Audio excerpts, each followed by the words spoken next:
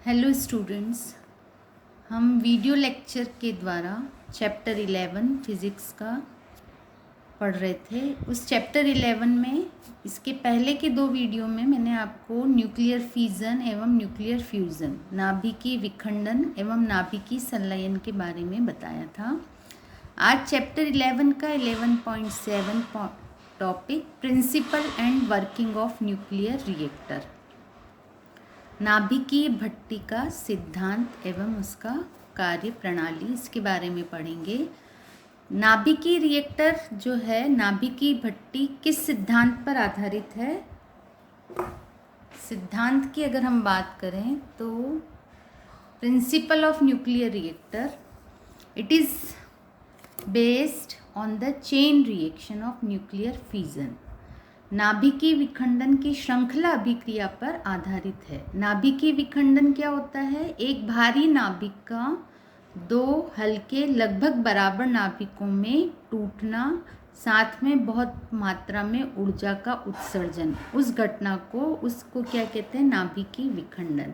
हमने रिएक्शन भी देखी थी कि यूरेनियम 235 स्लो मूविंग न्यूट्रॉन इसका विखंडन करता है। इससे एक्स और वाई मान ली दो लगभग बराबर न्यूक्लियस होते हैं एमिट, साथ में न्यूट्रॉन ए जो है नंबर ऑफ न्यूट्रॉन्स एमिटेड वो है, और Q is amount of energy liberated. तो ये एक जनरल रिएक्शन लिखी थी। एक्स और वाई कई तरह के ये पदार्थ बन सकते हैं। तो ऑन एन एवरेज जो है, एक यूरेनियम नाभिक के विखंडन से 2.5 न्यूट्रॉन्स उत्सर्जित होते हैं और साथ में 200 मेगा इलेक्ट्रॉन वोल्ट ऊर्जा उत्सर्जित होती है। इस पूरी प्रक्रिया में नाभिक यूरेनियम के द्वारा न्यूट्रॉन का अवशोषण और फिर विखंडन, इसमें बहुत कम समय, केवल 10⁻⁸ सेकंड के अंदर ये पूरी विखंडन की प्रक्रिया हो जाती है। हमने देखा था पिछली बार में कि 1 किलोग्राम यूरेनियम 235 का विखंडन अगर करना हो तो इसमें हमने ये निकाला था 1 kg यूरेनियम 235 में कितने यूरेनियम के नाभिक होंगे और उन यूरेनियम नाभिकों के विखंडन में कितना समय लगेगा। अगर एक यूरेनियम नाभिक के विखंडन में 10⁻⁸ सेकंड लगता है और अगर एक विखंडन से 2.5 न्यूट्रॉन उत्सर्जित होते हैं। अब ये 2.5 न्यूट्रॉन आगे 2 या 3 यूरेनियम नाभिक का विखंडन करेंगे, उससे फिर 3 के 9 होंगे, 9 से फिर 27, इस तरह से ये फिनोमिना बढ़ती जाती है। और केवल मात्र 10⁻⁻6 सेकंड, मतलब 1 सेकंड का 10 लाखवें हिस्से में पूरा 1 किलोग्राम यूरेनियम 235 का विखंडन हो सकता है, हो जाता है। मैंने आपको मेरे एक लेक्चर में बताया था कि अगर 1 ग्राम यूरेनियम 235 का विखंडन किया जाए तो अगर मेरे घर का लाइट का बिल प्रति माह 3000 रुपये का आता है, तो केवल 1 ग्राम यूरेनियम 235 के विखंडन से मेरी 5 साल तक लाइट मेरे घर की जल सकती है। तो आप सोचिए कितनी ज़्यादा ऊर्जा पाई जाती है just in 1 gram of uranium. तो 1 किलो यूरेनियम मतलब उससे 1000 गुना, मतलब 1 किलोग्राम यूरेनियम 235 के विखंडन से मेरी यहाँ 5000 साल तक, मतलब युगों, मेरी कितने पुरखे चलते रहेंगे आगे पीढ़ियाँ। आप एंजॉय, मतलब जस्ट इमेजिन। तो इतनी ज़्यादा इसमें ऊर्जा होती है। अब अगर ये एक साथ इतनी ऊर्जा होती है तो ये बहुत विस्फोटक होती है, और ये अगर लगातार चेन रिएक्शन होती रहे, इसे हम कहते हैं अनियंत्रित श्रृंखला अभिक्रिया। और अनियंत्रित श्रृंखला अभिक्रिया किस जो होती है फिनोमिना, वो एटम बम में होती। परमाणु बम जो होते हैं वो अनियंत्रित श्रृंखला अभिक्रिया पर आधारित होते हैं। जो न्यूक्लियर रिएक्टर होता है, नाभिकीय भट्टी, जिससे हम क्या करते हैं? न्यूक्लियर एनर्जी को कन्वर्ट करते हैं किसके अंदर? इलेक्ट्रिकल एनर्जी, जो हमारे बिजली उत्पादन किया जाता है न्यूक्लियर रिएक्टर्स में, वो किस पर बेस्ड है? कंट्रोल चेन रिएक्शन है। कंट्रोल, नियंत्रित श्रृंखला अभिक्रिया। पहले श्रृंखला अभिक्रिया एक बार समझ लें। जैसे एक यूरेनियम नाभिक का विखंडन हुआ एक स्लो न्यूट्रॉन से, इससे एक्स, वाई और मान लीजिए 3 न्यूट्रॉन उत्सर्जित हो रहा है। अब ये 3 न्यूट्रॉन क्या करेंगे, ये एक न्यूट्रॉन दूसरे यूरेनियम 235 का विखंडन करेगा, ये भी करेगा और ये भी करेगा। अब इससे 3 न्यूट्रॉन मिले, इससे 3 न्यूट्रॉन मिले, इससे 3 न्यूट्रॉन मिले, तो 3 3 9 हो गए।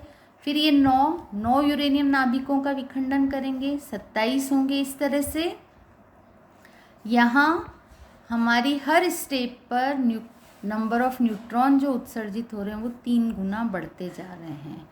तो ये रिएक्शन अगर इसी तरह से होती रहे तो इसे कहते हैं uncontrolled chain reaction. Controlled chain reaction में हम क्या करते हैं कि अगर K को हम कहें कि न्यूट्रॉन मल्टीप्लिकेशन फैक्टर, मतलब कितना न्यूट्रॉन मल्टीप्लाई हो रहा है, तो हम क्या करते हैं कि इन 3 न्यूट्रॉन में से इस तरह से करते हैं कि केवल एक न्यूट्रॉन ही आगे यूरेनियम 235 का विखंडन करे, बाकी ये 2 न्यूट्रॉन का हम अवशोषण कैडमियम रॉड के द्वारा करवा देते हैं। अब ये एक न्यूट्रॉन एक यूरेनियम का विखंडन करेगा, इससे फिर 3 न्यूट्रॉन उत्सर्जित हुए, उसमें भी हम केवल एक न्यूट्रॉन बाकी 2 न्यूट्रॉन का अवशोषण करवा दिया जाता है और एक न्यूट्रॉन आगे एक यूरेनियम 235 का विखंडन करता है। तो अगर ऐसा हो कि एक बार एक स्टेप में हम एक ही न्यूट्रॉन के द्वारा फिजन किया जाए तो ये कहलाता है neutron multiplication factor K, and for control chain reaction K is equal to 1। मतलब आप केवल बहुत धीरे लगातार ये श्रृंखला अभिक्रिया चलेगी और निश्चित ऊर्जा हमें प्राप्त होगी। तो कंट्रोल चेन रिएक्शन पे ही आधारित होता है न्यूक्लियर रिएक्टर। अब और कुछ चीज़ें जो ध्यान रखने की बात होती है कि जो ये यूरेनियम 235 होता है ये फिजनेबल मटेरियल होता है और इसके फिजन के लिए हमें स्लो मूविंग न्यूट्रॉन चाहिए। ठीक है, स्लो मूविंग, अगर बहुत ये जो न्यूट्रॉन उत्सर्जित हो रहा है इसकी बहुत ज़्यादा ऊर्जा होती है, 1 मेगा इलेक्ट्रॉन वोल्ट ऊर्जा का होता है। तो ये 1 मेगा इलेक्ट्रॉन वोल्ट ऊर्जा, इतनी ज़्यादा ऊर्जा है इसके पास में कि ये कहीं दूर ही निकल जाएगा और यूरेनियम 235 का विखंडन ही नहीं करेगा। तो हमें इसकी न्यूट्रॉन की जो है एनर्जी कम करनी पड़ती है, उसकी स्पीड स्लो डाउन करनी पड़ेगी, तभी वो विखंडन कर पाएगा। दूसरा, यूरेनियम जो जनरल यूरेनियम लिया जाता है उसमें 99.3% तो यूरेनियम 238 होता है, 0.7% ही यूरेनियम 235 होता है। आप जानते हैं ये दोनों यूरेनियम के आइसोटोप्स हैं। तो ये जो है यूरेनियम 235 इसका फिजन कराया जाता है तो हम एनरिच्ड यूरेनियम काम में लेते हैं एज ए फ्यूल। ठीक है, अब स्पीड जो है स्लो डाउन करने के लिए, न्यूट्रॉन्स की स्पीड को स्लो डाउन करने के लिए मंदकों का इस्तेमाल किया जाता है। तो कंपोनेंट्स ऑफ न्यूक्लियर रिएक्टर क्या क्या हैं वो बताती हूँ मैं। सबसे पहले जैसे ये भट्टी है, भट्टी में क्या होता है, भट्टी के अंदर जैसे आप गैस, हम जो आजकल भट्टी जलाते हैं उसके अंदर हम एलपीजी काम में लेते हैं। ईंधन क्या होता है, एलपीजी होती है, गैस होती है। उसके पहले जो भट्टी जलती थी कहीं लकड़ियों का इस्तेमाल होता है, कोयले का इस्तेमाल होता है। नाभिकीय भट्टी के अंदर जो फ्यूल काम में लेते हैं, जो ईंधन काम में लेते हैं, वो यूरेनियम 235 या किसी रिएक्टर्स में प्लूटोनियम 239 का इस्तेमाल किया जाता है। उसके बाद में मंदक, मॉडरेटर का क्या कार्य होता है, वो जो न्यूट्रॉन उत्सर्जित हुए हैं उनकी स्पीड को स्लो डाउन करते हैं, उनकी गति को कम करने के लिए मंदकों का उपयोग किया जाता है। मंदक के रूप में हेवी वाटर, ग्रेफाइट या बेरिलियम ऑक्साइड इनका यूज़ किया जाता है। भारी जल, ग्रेफाइट या बेरिलियम ऑक्साइड ये क्या करते हैं, न्यूट्रॉन की गति को कम करते हैं। They are use to slow down speed of neutrons. Coolant के रूप में, शीतलक के रूप में एयर, वाटर या कार्बन डाइऑक्साइड का इस्तेमाल किया जाता है। कूलेंट क्या करता है, ये जो नाभिकीय विखंडन होता है इसमें अत्यधिक मात्रा में ऊष्मा उत्सर्जित होती है, उस ऊष्मा का ये कूलेंट अवशोषण करता है। शील्ड, जहाँ ये कोर ऑफ न्यूक्लियर रिएक्टर के चारों ओर शील्ड बनाई जाती है, परिरक्षक बनाया जाता है, ताकि उनसे उत्सर्जित जो विकिरण है, बहुत हानिकारक विकिरण होते हैं, रेडियो एक्टिव रेडिएशंस, तो वो बाहर एनवायरनमेंट को पॉल्यूट ना करें, उसके लिए चारों तरफ बहुत मोटी मोटी कंक्रीट वॉल्स बनाई जाती है। 7 फीट मोटी कंक्रीट वॉल बनी हुई होती हैं। फिर कंट्रोलर, नियंत्रक के रूप में कैडमियम रॉड्स का इस्तेमाल किया जाता है। कैडमियम रॉड का क्या काम होता है? ये न्यूट्रॉन्स का अवशोषण करती हैं। जैसा मैंने आपको बताया था कि एक यूरेनियम नाभिक के विखंडन में करीब 2.5 ऑन एन एवरेज 2.5 न्यूट्रॉन उत्सर्जित हो रहे हैं। तो हम कंट्रोल चेन रिएक्शन के लिए क्या करते हैं, ये 2.5 न्यूट्रॉन की बजाय हम करते हैं कि एक स्टेप में एक ही न्यूट्रॉन आगे विखंडन करे, बाकी के न्यूट्रॉन का अवशोषण इस कंट्रोलर के द्वारा कर लिया जाता है और कंट्रोलर के रूप में कैडमियम रॉड का इस्तेमाल किया जाता है। तो कैडमियम रॉड के द्वारा हम न्यूक्लियर रिएक्टर के अंदर अगर उसको इंसर्ट कर देंगे तो वो न्यूट्रॉन का एब्जॉर्ब कर लेगा और चेन रिएक्शन जो होगी वो स्लो डाउन हो जाएगी, और अगर उसको बाहर निकाल देंगे तो चेन रिएक्शन हम इसकी स्पीड बढ़ा सकते हैं। तो ये जो है आप देखें diagram, this is the diagram of nuclear reactor. ये कोर है, न्यूक्लियर रिएक्टर की कोर है, यहाँ फ्यूल है। एज ए फ्यूल हम यूरेनियम 235 या प्लूटोनियम 239 यूज़ करते हैं।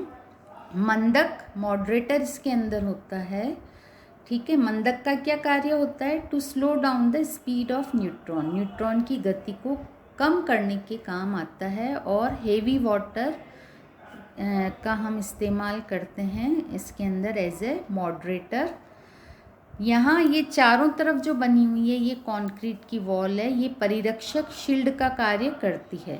ये देखिए ये कंट्रोल रॉड्स हैं, ये रॉड आप देख रहे हो, ये अंदर बाहर इसको इंसर्ट कर सकते हैं, अंदर भी डाल सकते हैं और इसको बाहर भी निकाल सकते हैं। जितनी ये अंदर रहेगी न्यूट्रॉन का अवशोषण ये ज़्यादा करेगी, बाहर निकाल देंगे तो ये न्यूट्रॉन का अवशोषण नहीं कर पाएगी। यहाँ पर इसी के कोर के अंदर हम क्या करते हैं, कूलेंट डालते हैं। कूलेंट क्या करेगा? शीतलक जो है, यहाँ जो अत्यधिक मात्रा में ऊष्मा का उत्सर्जन जो हुआ है, ऊर्जा उत्सर्जित हुई है, उसका अवशोषण करेगी।